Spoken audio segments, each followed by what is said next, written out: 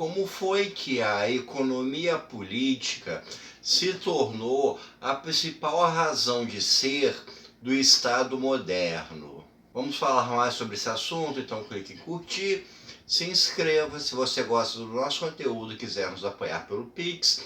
A minha chave está na descrição e vem comigo!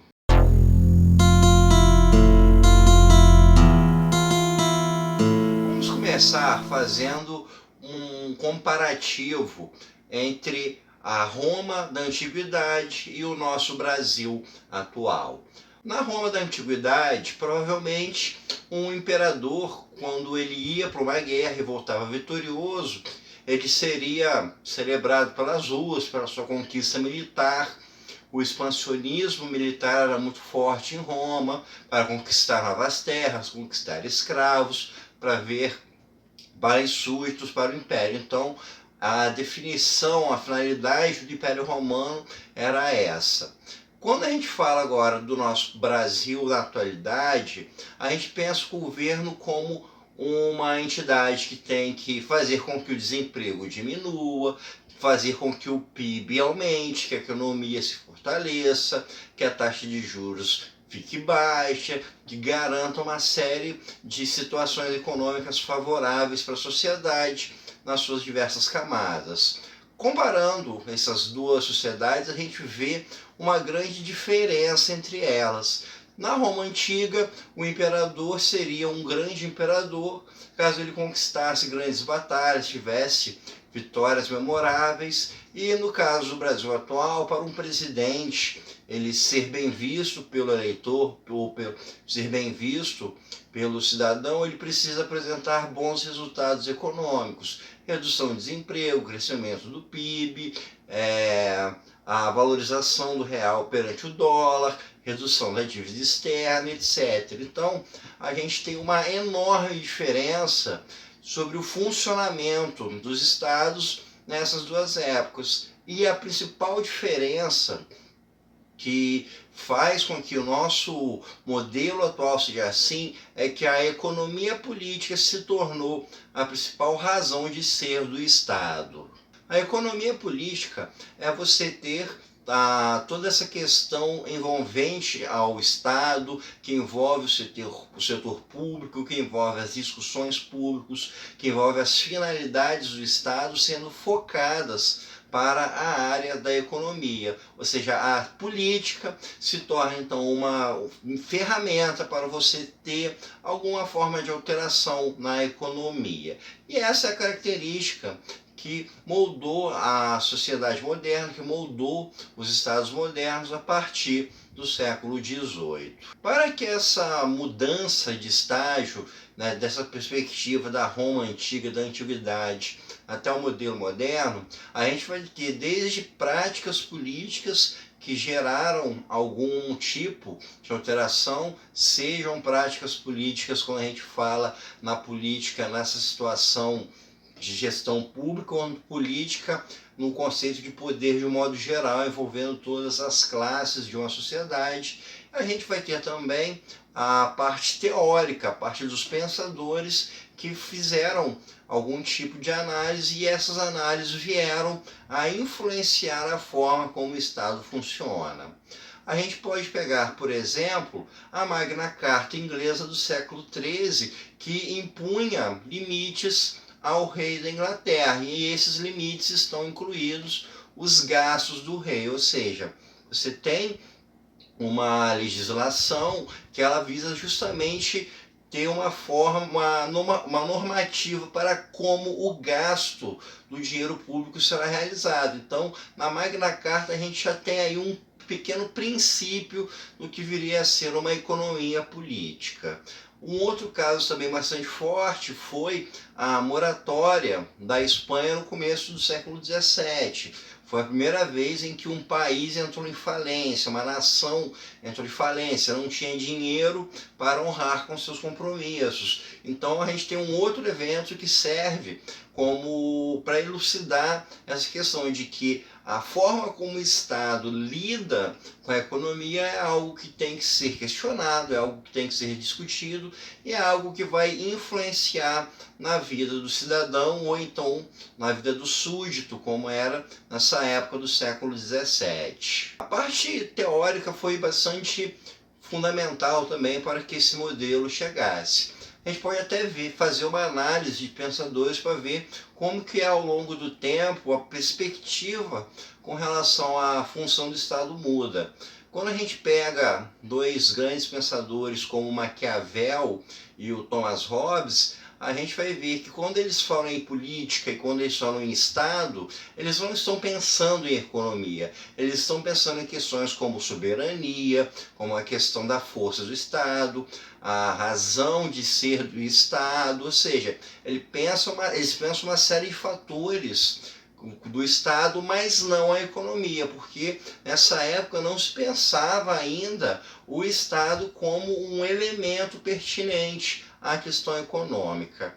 Teoricamente, os primeiros que vão levantar essa bola vão ser os fisiocratas franceses, que vão lançar a ideia de que a Terra seria a principal fonte de valor e seriam os primeiros a discutirem a questão da economia.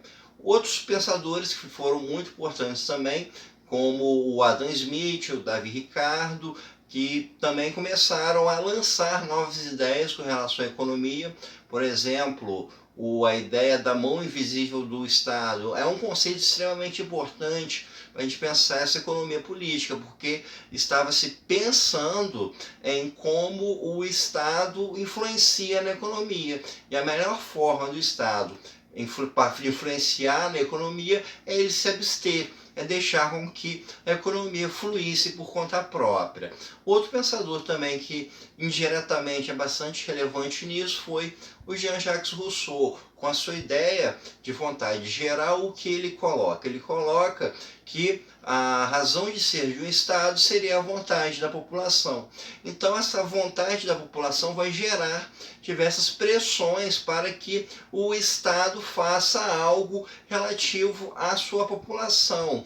Então, quando a gente vai falar em direitos garantidos, quando a gente fala em direito à saúde, direito à educação, a gente está justamente falando sobre as pressões sociais que vão fazer com que o Estado tenha que arcar com algum tipo de compromisso. Então, do pensamento do Rousseau e toda essa ideia de democracia e também de Estado burocrático e que logo mais adiante veio a ser o chamado Estado de bem-estar social, também estão dentro dessa corrente toda que vai gerar essa economia política. A Revolução Francesa também foi um marco, talvez o principal marco, para que a economia política se tornasse essa razão de ser do Estado. Porque a partir dela você vai ter a queda da aristocracia e você vai ter a burguesia como a classe dominante. Juntamente a isso você vai ter o capitalismo como o principal sistema econômico. Daí então você vai ter que a questão Estado e economia sempre vai estar caminhando juntas, sempre vai haver essa discussão de papel do Estado, se o Estado deve intervir, se não deve, como boa parte dos pensadores liberais do século XIX fizeram. Já do outro lado, a gente vai ter os pensadores socialistas que vão ir por uma outra vertente de pensar que o Estado deve sim fazer algum tipo de interferência na economia, em especial em prol das classes mais baixas, e é daí que vai nascer o chamado Estado de bem-estar social. Isso tudo está dentro desse conceito de economia. Quando a gente vai falar dessas discussões sobre o Estado deve gastar muito ou não, o Estado ele deve participar na educação, na saúde, isso tudo a gente já está discutindo a economia política, porque a gente está discutindo como vai ser a função do Estado dentro da economia. Então o século XIX ele foi marcante para fixar esse conceito. A finalidade do Estado deixa de ser essa questão meramente expansionista, ou então ser uma questão apenas de caprichos de um rei, de um monarca, ou então você vai ter apenas a questão de aumento territorial, aumento da área de influência do Estado. Você vai ter sim a expansão territorial, como o imperialismo no final do século XIX mostrou, mas dessa vez a finalidade é econômica. Vai se buscar novas formas, novos mercados para você fazer com que a economia rode. Então você tem toda uma mudança de funcionamento a partir do século XIX e que só veio a se consolidar no século XX. Por exemplo, com a crise de 1929 começou uma série de debates sobre o que aconteceria dali em diante, o que deveria ser feito. Dentro desse debate vieram surgir entidades como a FMI ou o Banco Mundial, que são justamente entidades supranacionais que existem para segurar as economias em caso de crise, ou então para fazer algum tipo de avaliação sobre como os países estão conduzindo as suas economias, ou então quando a gente vai falar do pensamento neoliberal ou do pensamento monetarista do Milton Friedman, que vai pensar justamente que o excesso de gastos públicos provoca um grande endividamento que gera uma inflação que prejudica toda a sociedade, a gente vai ter a consolidação da economia política. Isso está tão presente que, basicamente, quando a gente vai falar sobre gestão pública, ainda mais quando a gente fala sobre governo federal, a questão econômica ela sempre vai ser fundamental. Quando a gente fala sobre o poder político nos tempos de hoje, a gente vai estar falando sobre economia, a gente vai estar falando sobre desemprego, a gente vai estar falando sobre desigualdade, a gente vai estar falando sobre condições para que haja expansão da economia, para que haja a abertura de novas empresas, para que você tenha maiores salários, maior poder de compra. Então, todo esse progresso que foi feito, que chegou dentro de uma sociedade capitalista, fez com que a economia política se tornasse a principal razão de ser do Estado. Então, pessoal, isso é tudo por hoje. Espero que vocês tenham gostado e até o nosso próximo encontro.